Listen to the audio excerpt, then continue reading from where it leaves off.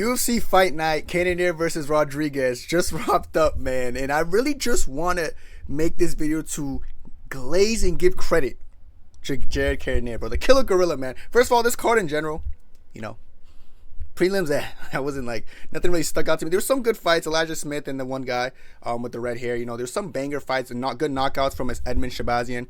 You know what I'm saying? We had that little weird performance with Zalal. But this performance right here, Jared Cannonier is such a unique guy because he has the skills to beat the best of the best. He will, if he runs it back with Sean Strickland tomorrow, he's going to put the beats on him like Dr. Dre.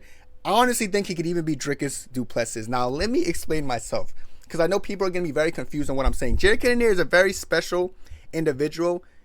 He's the definition of a dark horse. You put him in front of anyone, and he will make the fight not only competitive, but he'll show that his heart and resilience is unlike no other. Okay, I want to bring up a point real quick. The Nasruddin Imavov fight, first of all, if you watched that fight, you would know Jared Cannonier was beating Imavov in that fight before the finish. He was looking really good, showed good clinch work, some good looping punches landing on Imavov. He was beating Imavov, and then he gets hurt. His chin. His chin's his biggest problem, in my opinion. He gets rocked about against Imavov, though, but he never fully goes out. And this is a very important point because I honestly think he would have beat Nasruddin Imavov if that fight continued, if that early stoppage never happened. And that's a significant thing because if he does beat Imavov, that changes the whole middleweight trajectory. And I'm not coping. I actually had Imavov winning that fight. I said in my prediction video that I think Imavov's going to whoop Cannonier. And I was right in the wrong way because he didn't whoop Cannonier. Cannonier was kind of whooping him. I'm not saying Imavov didn't have moments, but ultimately that TKO is kind of what saved him and clutched him up that victory. Because one thing about Cannonier that we've seen in this fight, even the Brahalo fight afterwards, Cannonier isn't the type to give up. You could hurt him. You could rock him, which is why the stoppage is even worse for Imavov, because like Cannonier would not have been knocked out by Imavov. Like, respect to his power, he wouldn't have been slept. You know, Brahalo actually hurt. The Brahalo fight should have been stopped of any fight because Brahalo was putting it on him, dude.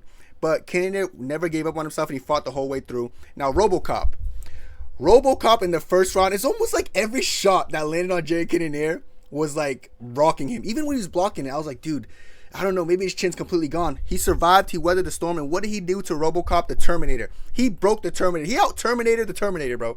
Brother, he's a real Terminator, you get me, bro? Like, he was showing that he went in there and showed you, like, you're not going to outwork me.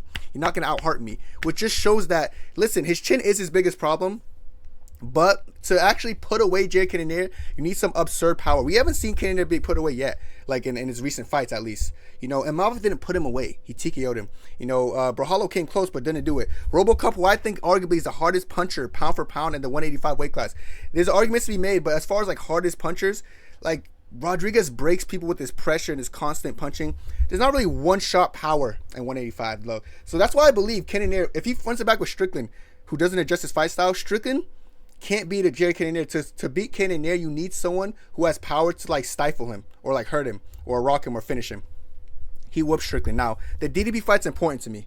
And I want to talk about the DDP fight in this video because DDP has power, like similar to Robocop. I do think Robocop obviously hits harder than DDP, but DDP has like the kind of like, he doesn't have one punch power, but he can kind of outweigh you and he can work with you. Like he could try to outwork you with his power. Now, one thing about Cannonier versus DDP, if they did fight, I always say this. I say no one could beat DDP in the straight like, all right, let's go heart for heart. Let's just put our heads down and swing. I say no one could beat DDP in that. If there's one human being who will bite down his mouthpiece and swing with you, it's Jared Cannonier. You see how he broke down Robocop? That beautiful elbow in the clinch that dropped Robocop into the follow-ups. Cannonier is different. He's built for that. You know, the problem with DDP is a lot of people respect his power to a point where they don't like want to engage forward fully. And when they throw, instead of like sitting in the pocket trying to slip and come back, they kind of just back up. Izzy, he was doing good coming forward, but every single time DDP would do that stupid 1-2 blitz that he lunges into, they'll go flying back. Same with Whitaker. Whitaker would just blitz into range, then try to blitz away while DDP would attack him. Strickland, I don't really got to talk about him because everyone knows how he fights like a pussy. He fights like a girl, you know, playing like, doing that weird game. Scared to engage. DDP hasn't met his match in the pocket yet. The only guy who did really good work in the pocket against him was Darren Till. If you watch back that fight, you see Darren Till landing these beautiful elbows on DDP every time he came in because he sat in the pocket. He respected DDP's power, but he didn't give it too much respect. He didn't give it respect to a point where when he's doing that stupid blitz, they run away. Cannonier's not gonna be stifled from DDP's power. He's not gonna run away from DDP. This guy, what makes him so weird is that he might lose to some people in the top 5 and 6, but I think he beats the champion of the division. dark horses are really weird because you have to stylistic fight match make them. Like, you got to stylistic fight match make them. You can't just say, oh yeah, he's gonna beat everyone in this ring, because he won't. I don't think Cannonier beats everyone in the division. You know, I think Imavov could give. I mean, he might beat Imavov if it goes the distance, but Brawlhalla showed that he could weather the storm. He could still come back. You know what I'm saying? Izzy, I think Izzy probably beats him again still, unfortunately. But like, there's people like DDP who I think stylistically just happen to match up well for him. Like, DDP is the type to like use his kicks in his boxing, but he'll mix in stuff here and there. It's going to be hard to mix and stuff with Cannonier, who I also think is a pretty slept-on wrestler. He did pick up... People forget, man. In this fight, he did pick up, like, a Robocop and slam him. He's very unique in his game because he's not just... He looks like just a boxer, but he has a really heavy low kick, too. That low kick was low-key eating out Robocop. If that fight continued, Robocop's low kick, like, his leg would not be there no more. He wouldn't have a leg. Every single time he landed, it was significant. You know, someone like DDP, who's very good at, like, throwing kicks in general... I think to stifle DDP, what you first got to do is take away his front leg, which people don't do much. Like, DDP after the Izzy fight, I remember he was complaining about Izzy's low kicks. Izzy only threw 7 low kicks. He was already complaining about them. Someone like Cannonier who could throw those low kicks and won't be afraid to sit in the pocket and trade with DDP. I know people in the comments, but, oh, dude, DDP's going to knock him out one punch. DDP doesn't have one punch power. I haven't seen DDP knock out anyone in one punch. Matter of fact, in his recent fights, the only guy he knocked out was someone who's known for being kind of chinny and Robert Whitaker. He didn't really knock him out cold. He kind of just dropped him, swarmed him with a repeated bunch of punches, you know, and just finished him. Robocop, who I think hits harder than DDP, there's an argument to be made there. He did have him hurt, and he was swarming him. But Jared Cannonier, at the age of 40, by the way, is still showing immense ability on recovering. He's recovering well, you know. So someone with a major chin problem, it's weird when your chin's your biggest weakness, but you have great recovery. Sometimes, of course, like I said, refs aren't allowing him to recover because they think Cannonier is like some average human being or something. You know, he got hurt. The fight's over. No, Cannonier I feel like Cannonier needs to get hurt sometimes to wake up and go for finishes. And that's what this fight showed me here. And it showed me that he still has heart and is the will to win still there at the age of 40. Now, do I think you should fast track him to DDP? No. You know, you could give him Strickland. You know, I wouldn't be mad to see a Strickland rematch. He's gonna beat the shit out of Strickland again. I'm saying some of these 185ers have a very hard time beating someone as good as Jared Cannonier. So I really want to give Jared Cannonier a shout out because, like I said, I feel like he's been unlucky in his last couple fights. And I felt like his chin was deteriorating. I was so scared that Robocop was going to finish this guy. But what Jared Cannonier showed me today is he's a different breed. And he's ready. And you could rock him. You could be the hardest hitter in the weight class. You could rock him with some huge blows. He's going to come back. If you can't take him out of there, he's going to try to break you. And I think he showed that against someone who's like a worthy competitor in Robocop. People might switch up on Robocop. Oh, he sucks anyways, dude. He's only good at outworking you. You know what I'm saying? He couldn't outwork Jared Cannonier, and Jared Cannonier showed levels. So I'm a fan of this dark horse story. I want to see more about Jared Cannonier. I want to see where he goes. He's 40, so like, does the title run start now? Am I gonna start? The Cannonier title run starts now, dude. I might start maxing that around my channel, bro. I might start talking about that every day, dude. The Cannonier title run. I'm a fan, man. I'm a fan, and I'm glad to see him doing it at his historic age of 40. Bro, they both looked about 40, but this guy's 32, and this dude's 40. So, brother, age difference, brother, crazy. Even though they don't look it, you know. But you know, Cannonier, I was very impressed by his performance. I'm actually very surprised about how much. Like, he knew that Robocop was a hard puncher and, like, he respected his power, but did he really? Because the whole time, he was on the front foot. And I was almost like, why is he, even when he was getting rocked, he, like, wouldn't take time to recover, which might be a lack of fight IQ, to be fair. He would just continue walking him down, like, something about him. And his ability to mix in wrestling, not even just to, like take you down, but kind of stifle you or mix in clinches. He knew what to do to Robocop, and he really broke Robocop down. This is one of the best performances I've seen so far this year. You know, someone going through adversity, having a great game plan, and executing perfectly. Cannonier, bro, at the age of 40 is arguably one of the biggest threats to DDP's championship. Is he going to fight DDP next? No. I don't know what's he going to do next. Maybe, he already beat, like, I don't know. It's because he's weird, because he loses to the who's. Like, I can't say Imavov just because it's an early stoppage, because Imavov's, like, not going to ever want to take that fight, you know. Maybe you run it back with Whitaker, dude. Maybe. You know, Whitaker is really good. Like, he's still at a high point of his career. I know Hamza just beat him, but Hamza's Hamza. You know, I wouldn't be opposed to a Whitaker rematch. You know, maybe see where both guys are. I think that might be the next fight to make with Cannonier. But all I'm saying, Cat, like, watch out for Cannonier, bro. Chat, watch out for this guy. This guy a real bad man, you get me, bro. So I just had to do some glaze, bro. I'm gonna look at the rest of the card just to say my thoughts about some of these fights. First of all, Zalal versus Kattar. I'm gonna just say this. Very good performance by Zalal. Very effective performance by Zalal. Very unique fight style. Like he did lose the third, but like it was very frustrating the way he was fighting, almost MVP maxing, you know. But yeah, he did a good job sticking and moving. He frustrated Kattar, and he did the right things to win. People are gonna come at him for this performance, but he's really good. Do I think, like, I know he gave Ilya a hard time, but short notice Ilya at least. But Ilya Ilya beats him. Like the habits that he was doing with like kind of circling the cage in the same rhythmic pattern. Like Ilya would find that pattern, he'd find that blitz and find that timing, probably finish him.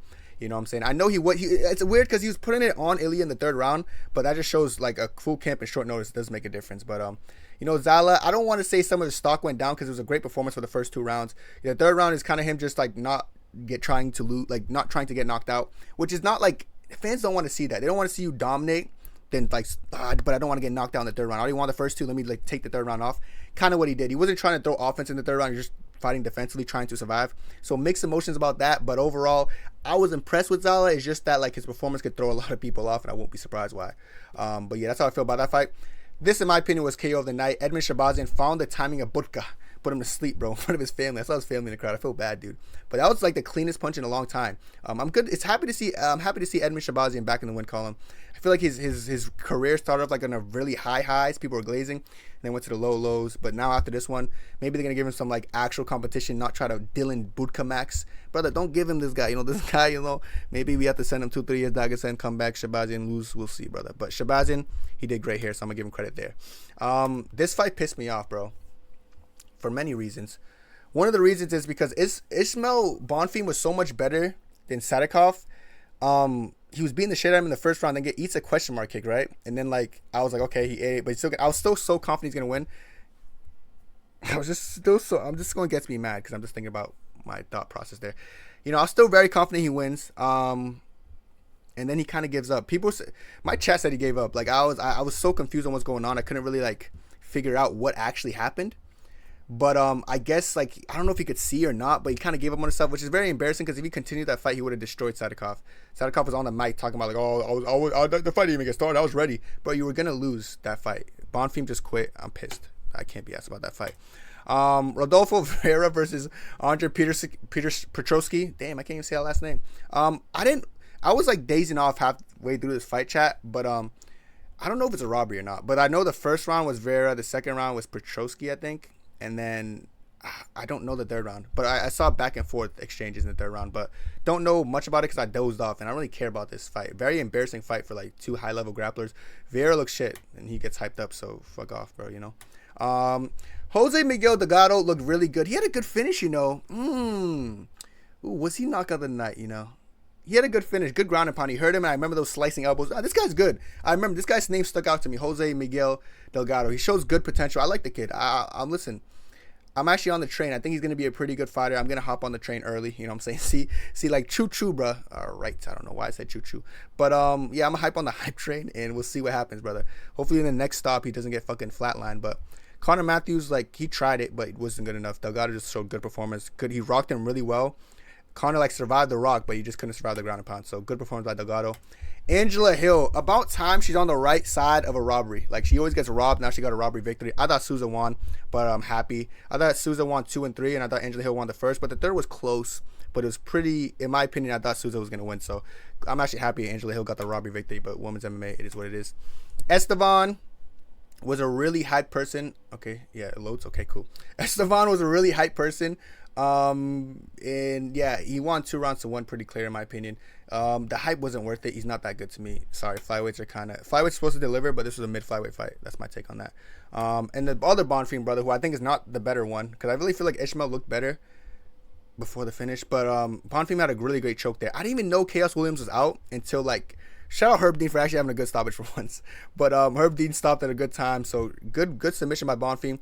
He looked a little bit nervous on the feet, but he did a really good job eventually finding Chaos Williams' timing and just getting out of the way of every punch. And then once it went to the ground, brother, dale, brother. That shit was easy as fuck. So shout out Gabriel Bonfim. He did really good. Great performance. This was fight of the night for me. Elijah Smith versus Vince Morales. They both showed toughness. I'm very surprised with the 22-year-old, bro. He's 20, bro. We're the same age, bro. That's crazy to me. Surprised about the 22-year-old showing like toughness. A lot of people who are young in the UFC making their debut and shit, like they come in the UFC and they go through adversity and they're just not expecting it, so they hit a wall. Elijah Smith did not hit anything. Like, he just kept showing he was better and superior. So I was very proud of Elijah Smith here, brother. Felt like a proud brother, you know. This guy 22, you know, come to UFC, smash this guy. Vince Morales was no joke. He definitely made him he gave him a good fight, like he should have. But yeah, Elijah Smith, good win. They should both get bonuses. That's my opinion. Dontel Mays versus Walter Walker. Like I said, chat, I'm on the Walter Walker hype train after this. This was a very impressive fight to me. Walter Walker kind of went in there and showed Dontel Mays, like, bro, you're top 15 ranked heavyweight. You're not on my level though. So he like went in there against his first ranked fight, got her like a submission in the first minute. Like, what the fuck's going on, dude? A minute 17, it took him to fucking submit Dontel Mays. So, buddy, ranked heavyweight competition, by the way. Walker shows he's levels ahead in a division that's not heavily influenced by grappling. Charlton Almeida, Walter Walker, brother, they could take it over. But I like how confident Walter Walker was to even go for that leg attempt, that leg lock thing. So yeah, he could have risked himself being at the bottom, but he just did it because he thought he was better, and it was right. He was better. So shout out Walter Walker, great performance. Now Calvin Conti, great performance here. She just beat the shit out of Vieira. She tried it, but it was an embarrassing performance. I don't really care about it. WMMA. Calvin Conti is a future champion though. But that was my full card recap. Let me know what you guys think about the fight card down below. I really just wanted to make this video to really glaze Cannonier because, brother, this guy deserves it. You see this guy with afro, you know, guy toughness. Killer Gorilla is back, chat, and it's good to see it, brother. I think one last title run. I might be gaslighting myself, but it is what it is. That's it for me, and God bless. 2, 3, 4.